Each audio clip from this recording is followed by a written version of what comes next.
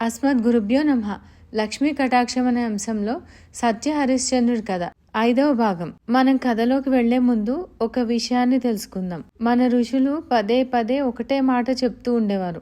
ఏంటంటే, మేమేవైతే చేస్తామో అవి మీరు చేయకండి. వాటి పరిణామాలు అన్ని అనుభవించి మేమేదైతే చెప్తామో అది మాత్రమే చేయండి. అంటే మేం చేసింది చేయకండి, మేం చెప్పింది మాత్రమే చేయండి అని అంటూ ఉండేవారట. ఇక కథలోకి వెళ్దాం. సత్య హరిశ్చంద్రుడు తన కుటుంబంతో పాటు వారణాసికి చేరుకుంటాడు. ఇక ఒక చోట పనిలోకి చేరి పగలు రాత్రి ఎంత కష్టపడినా సరే విశ్వామిత్రుడికి ఇస్తా అన్న దాంట్లో ఆవగింజంత కూడా సంపాదించలేకపోతూ ఉంటాడు. ఇక చేసేది లేక భార్య అనుమతితోటి అంగీకారంతోటి కాలకౌశికుడు అనే బ్రాహ్మడికి తన భార్యని అమ్మేస్తాడు. ఆమె తన కొడుకుతో సహా ఆ బ్రాహ్మణుడి ఇంట్లో వంట పని, ఇంటి పని, అన్ని పనులు చేస్తూ ఉండేది. ఇక్కడ కాలకౌశికుడు అంటే అర్థము మనం వెళ్తున్న దారిని పక్కదారి పట్టించే ఆలోచన అని అన్నమాట. కాలకౌశికుడు చంద్రమతి అందాన్ని చూసి తనని పెళ్లాడమని, తనకి హరిశ్చంద్రుడితో ఎలాంటి భవిష్యత్తు లేదని, అదే అతన్ని పెళ్లి చేసుకుంటే చక్కగా తన భార్యగా ఎన్నో భోగాలు అనుభవించొచ్చని ఎన్నో ఆశలు చూపిస్తాడు. కానీ ఆవిడ వేటికి లొంగదు. ఇక దానికి ప్రతీకారంగా ఆమె మీద ఉన్నవి లేనివి చెప్పి తన భార్యతోటి నానయాతన పెట్టిస్తూ ఉంటాడు.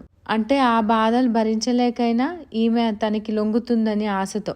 అలా హరిశ్చంద్రుడు తన భార్యని అమ్మగా వచ్చిన ధనాన్ని నక్షత్రకుడికి ఇచ్చి మిగిలిన ధనాన్ని ఎలాగో అలా సంపాదించి తనకి ఇస్తానని చెప్పి మాటిస్తాడు. నక్షత్రకుడు వీరి బాధలను చూడలేక విశ్వామిత్రుడికే సర్ది చెప్దామని అనుకుంటాడు. కానీ నక్షత్రకుడు మనసు మారుతున్నప్పుడల్లా విశ్వామిత్రుడు అతనికి ప్రత్యక్షమయ్యి తన బాధ్యతను గుర్తు చేస్తూ ఉంటాడు.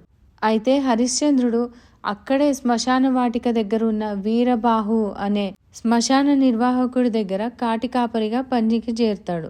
ఈ వీరబాహుకి ఒక్క కాలు మాత్రమే ఉంటుందట. అంటే మీ అందరికీ అర్థమయ్యే ఉంటుంది, అతనెవరో కాదు, సాక్షాత్తు యమధర్మరాజు అని. యమధర్మరాజుకి ఒక కాలు మాత్రమే ఉంటుంది. దీని వెనకాల ఒక కథ ఉంది. యమధర్మరాజు సూర్యుడికి సంధ్యాదేవికి జన్మించిన కుమారుడు. అయితే సూర్యుడికి 2 భార్యలు, సంధ్యాదేవి, ఛాయాదేవి. అయితే ఈ సంధ్యాదేవి పిల్లలు పుట్టాక తన భర్త వేడిని తట్టుకోలేక ఈ సవతి అయిన ఛాయాదేవికి పిల్లల్ని అప్పచెప్పి వెళ్ళిపోతుందట. అయితే ఈ సంధ్యాదేవి పిల్లలు చాలా అందంగా ఉండేవారట. యముడు, యమున, శ్రద్ధాదేవి, అశ్విని కుమారులు మంచి తెల్లని శరీరంతో కాంతివంతంగా ఉండేవారట. అయితే ఈ ఛాయాదేవికి వారిని చూసి అసూయ కలిగేదట. అంతేకాకుండా వారికి సపర్యలు చేయటం, వారికి చాకిరీ చేయటం ఇదంతా తనకి చిరాకు కలిగించి వాళ్ళని ఎప్పుడు తిడుతూ కొడుతూ ఉండేదట. అంతేకాకుండా సంధ్యాదేవిని కూడా నానా మాటలు అంటూ ఉండేదట. అలా పాపం వాళ్ళ చిన్నతనం అంతా ఆమె తిట్లు చివాట్లతోటే పెరిగారట. అలా పెరగ్గా కొన్ని రోజులు అయ్యేసరికి వారిలో సహనం నశించిపోయిందట. అలా ఛాయాదేవి సంధ్యాదేవిని తిడుతూ ఉండగా యమధర్మరాజు ఒక్కసారిగా లేచి తన కుడికాలితో సవతి తల్లిని తన్నాడట. అలా చేసి ఇక అదేదో గొప్ప విషయంలాగా తన సొంత తల్లి అయిన సంధ్యాదేవి దగ్గరికి వెళ్ళి ఈ విషయం చెప్పగానే ఆవిడకి పట్టరాని కోపం వచ్చి, తను నీకు తల్లి తర్వాత తల్లి, అంతేకాకుండా చిన్నప్పటి నుంచి నీ బాగోగులు చూసుకొని మిమ్మల్ని ఇంత వాళ్ళని చేసింది, అలాంటి తల్లి నీ కాలితో తన్నిన నువ్వు అవిటివాడి వైపో అని చెప్పి శపించిందట. తర్వాత ఎన్ని క్షమాపణలు చెప్పుకున్నా ప్రయోజనం లేకుండా పోయిందట. అలాగే ఇంకొక విషయం, యమధర్మరాజు వాహనం దున్నపోతు కాదట, ఆయన వాహనం పుష్పక విమానం. మనం ఆయన వాహనం దున్నపోతు అని చెప్పి ఎందుకలా రూపకల్పన చేశామంటే, యమధర్మరాజు నరకాధిపతి కాదు, స్వర్గాధిపతి కాదు, యమలోకానికి మాత్రమే అధిపతి. అంటే పాపపుణ్యాలు అక్కడ లెక్క కట్టి వీళ్ళని స్వర్గానికి తీసుకెళ్లాలా, నరకానికి తీసుకెళ్లాలా అనేది చిత్రగుప్తుడు ఆయన నిర్ణయిస్తారట. అంటే 2 అర్థాలు, అక్కడికి వచ్చిన ఆత్మలని దున్నపోతులను ఈడ్చుకెళ్ళినట్టు ఈడ్చుకెళ్లడము, ఇంకొకటి దున్నపోతు మీద వర్షం కురిసింది అన్నట్టు అంటారు కదా. అంటే ఎవ్వరు ఎంత వేడుకున్నా ఏం చేసినా సరే యమధర్మరాజుకి కించిత్తు కూడా దయా జాలి ఏమీ ఉండవట. కేవలం కర్తవ్య పాలన మాత్రమే తన ఉచ్ఛ్వాస నిశ్వాసాలుగా భావించి ఉంటాడట.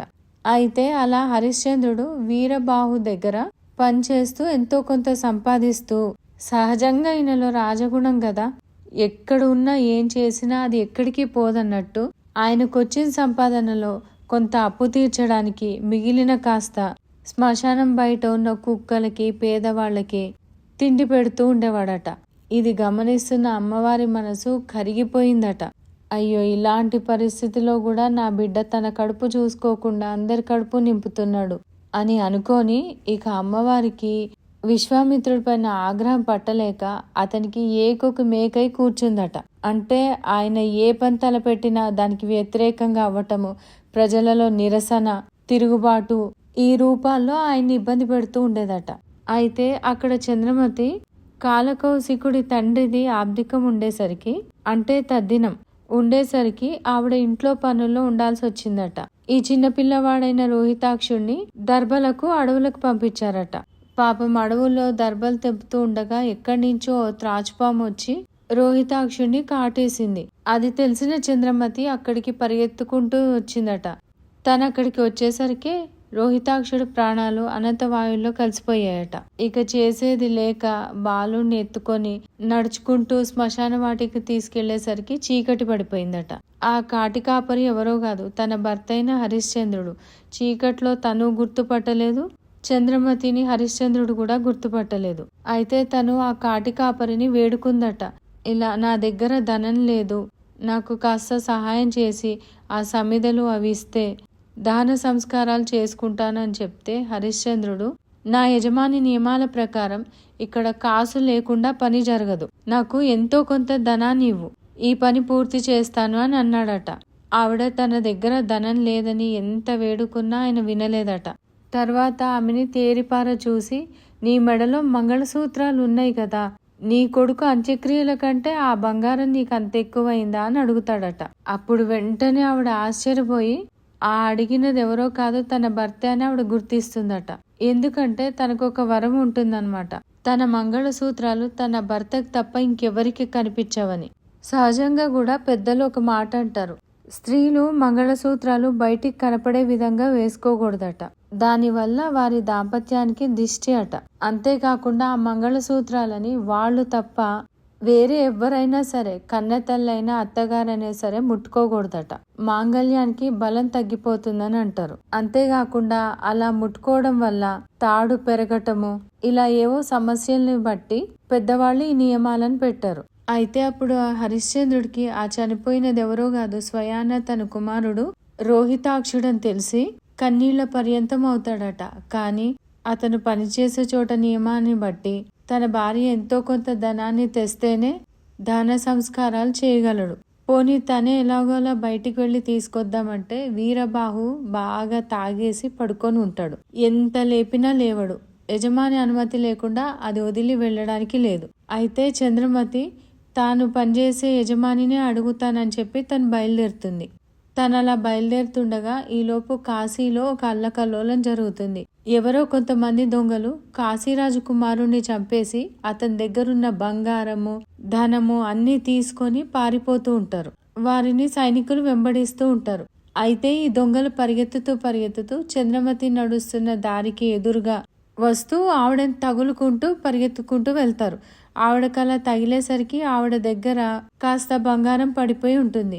అప్పుడే వెనకాల పరిగెత్తుకుంటూ వచ్చిన భటులు ఆమెను చూసి, ఈమె కూడా దొంగల ముఠాలో భాగం ఉంది కాబట్టే వారు ఈమె భాగాన్ని ఈమెకి ఇచ్చారు అని పొరపాటు పడి రాజు దగ్గరికి ఆవిడని తీసుకెళ్తారు. అయితే ఆ రాజు తన కొడుకుపోయిన బాధలో ప్రతి ఒక్కరూ అతనికి శత్రువులానే కనిపించారు. ఈ భటులు చెప్పిన మాట నిజమని నమ్మి ఆమె ఎవరు ఏంటి అని తెలుసుకోకుండా ఆమెకి శిరచ్ఛేదన అనే శిక్ష విధిస్తారు, అంటే తల నరికేయటం. సరిగ్గా ఆవిడకి శిక్ష అమలు జరిగే సమయంలో అక్కడ ఉన్న వాళ్లలో కొంతమంది ఆవిడని గుర్తుపట్టి, ఈవిడెవరో కాదు సత్య హరిశ్చంద్రుడి భార్య చంద్రమతి దేవి అని చెప్పి అరుస్తూ ఉంటారు. అప్పుడు ఆ రాజు ఆవిడ దగ్గరికి వచ్చి జరిగిందంతా అడగ్గా ఆవిడంతా వివరంగా చెప్తుంది. అప్పుడు ఆవిడ కొంత ధనాన్ని తోడుగా ఒక 4 మనుషుల్ని పంపిస్తాడు. ఇక పాపం వారు బాధపడుతూ కన్నీళ్ల పర్యంతం అవుతూ వాళ్ళ కుమారుడికి అంత్యక్రియలు ఏర్పాటు చేస్తుండగా ఈ విషయాన్ని తెలుసుకున్న విశ్వామిత్రుడికి మనసు కరిగిపోయి హరిశ్చంద్రుడి దగ్గరకు వచ్చి, హరిశ్చంద్ర, ఒక్క మాట నేను ఇవ్వలేను అని ఒక్క మాట చెప్పు, నేను నీకు నీ కుమారుణ్ణి, నీ రాజ్యాన్ని, నీ సకల భోగాల్ని తిరిగి ఇచ్చేస్తాను అని అడుగుతాడు. అయినా సరే హరిశ్చంద్రుడు ససేమిరా ఒప్పుకోడు. మా ముగ్గురి ప్రాణాలు పోయినా సరే నేనైతే నా మాటకి నేను కట్టుబడే ఉంటాను అని అంటాడు. అతని ధర్మ నిరతికి, సత్యపాలనకు త్రిమూర్తులంతా అక్కడికి వచ్చేస్తారు. వారు ముగ్గురు హరిశ్చంద్రుని క్షమాపణ అడుగుతారు. మా దేవతల సంభాషణలో ఒక చిన్న విషయం పంతానికి పోయి నీ జీవితాన్ని పణంగా పెట్టాము. మా అందరినీ మన్నించు. నీకే వరం కావాలో కోరుకో నాయనా అని అంటారు. అప్పుడు హరిశ్చంద్రుడు తన కుమారుడు ప్రాణం కావాలని కోరుకోడు. చేతికి ఎదుగొచ్చిన కొడుకు కాశీరాజు కుమారుడు కాబోయే మహారాజు, అతని ప్రాణాలను తిరిగివ్వండి అని అడుగుతాడు. అక్కడ కూడా ఆయన పరోపకార బుద్ధికి, తన జ్ఞాన వైరాగ్యానికి దేవతలు సంతోషించి కాశీరాజు కుమారుడితో పాటు తన కుమారుడిని కూడా ప్రాణాలతోటి హరిశ్చంద్రుడికి అప్పచెప్తారు. అలా చనిపోయి మళ్ళీ బ్రతికిన రోహితాక్షుడికి లోహితాక్షుడు అని పేరు పెడతారు. అంటే ఏదైతే పాము కాటు ఉందో ఆ కాటు వల్ల ఈ రోహితాక్షుడి కళ్ళు రాగి రంగులో మారతాయి. అందుకని అప్పటి నుంచి అతనికి లోహితాక్షుడు అని పేరట. అయితే ఇదంతా బాగుంది, కానీ హరిశ్చంద్రుడు తను ఏదైతే మాటనిచ్చాడో అది నిలబెట్టుకునేదాకా నిద్రపోడు కదా. తను మాట ఇచ్చిన ప్రకారం విశ్వామిత్రుడికి దక్షిణ సమర్పించుకునేదాకా పచ్చి మంచినీళ్ళు కూడా తాగనని ప్రతిజ్ఞ చేయబోతుండగా దేవతలు అతను ఆపేస్తారు. అయితే మారు రూపంలో ఉన్న ఈ కాలకౌశికుడు మరెవరో కాదు, ఇంద్రుడు. వీరబాహు యముడు. వారి దగ్గర వీరు పనిచేసినందుకు జీతంగాను విశ్వామిత్రుడు ఎంత ధనమైతే అడిగాడో అంత ధనాన్ని హరిశ్చంద్రుడికి చంద్రమతికి ఇచ్చి వారు ఏ మాట అయితే ఇచ్చారో దంపత్ సమేతంగా తాంబూలాన్ని ఇస్తామని వాటికన్నిటికీ దేవతలు ఏర్పాటు చేసి అతని మాట పూర్తయ్యేలా చేస్తారు. దేవతల కోరిక మేరకు సత్యహరిశ్చంద్రుడు తన కుటుంబంతో పాటు రాజ్యానికి తిరిగి వెళ్లి అక్కడ ఒక అద్భుతమైన దృశ్యాన్ని చూస్తాడు. లక్ష్మీ అమ్మవారు 40 ఏళ్ల మాతృమూర్తిలాగా కనిపించిందట. అంటే ఇప్పుడు హరిశ్చంద్రుడు ఎంతో జ్ఞానాన్ని, అనుభవాన్ని సంపార్జించుకొని అమ్మవారిని కన్న తల్లిలా సంరక్షించుకుంటూ సుపరిపాలన చేస్తూ లోకానికంతటికీ ఆదర్శంగా నిలిచాడు. ధన్యవాదాలు.